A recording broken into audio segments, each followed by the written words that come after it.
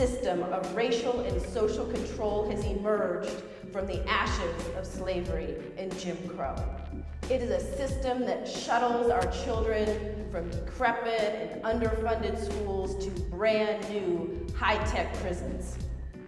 This system of mass incarceration locks poor people, overwhelmingly poor people of color, into a permanent second-class status for life, nearly as effectively as earlier systems of racial and social control once did. It is, in my view, the moral equivalent of Jim Crow. There was time when I thought that claims and analogies comparing mass incarceration to slavery or mass incarceration to Jim Crow were exaggerations, were distortions, were actually more likely to do harm than good to efforts to reform the criminal justice system and achieve greater racial equality in the United States. But what a difference a decade makes.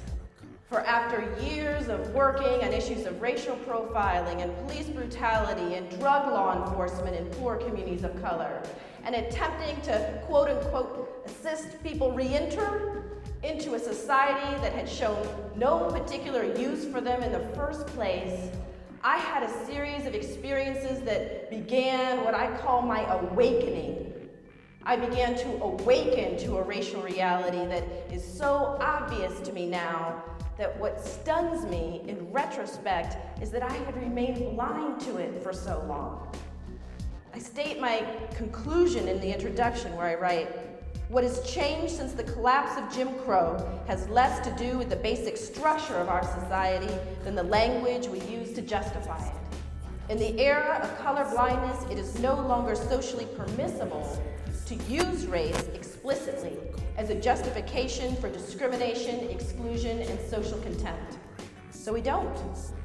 Rather than rely on race, we use our criminal justice system to label people of color criminals and then engage in all the practices we supposedly left behind.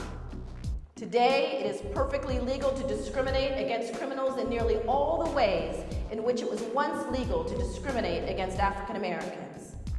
Once you're labeled a felon, the old forms of discrimination, employment discrimination, housing discrimination, denial of the right to vote, exclusion from jury service, suddenly legal. As a criminal, you have scarcely more rights and arguably less respect than a black man living in Alabama at the height of Jim Crow. We have not ended racial caste in America, we have merely redesigned it."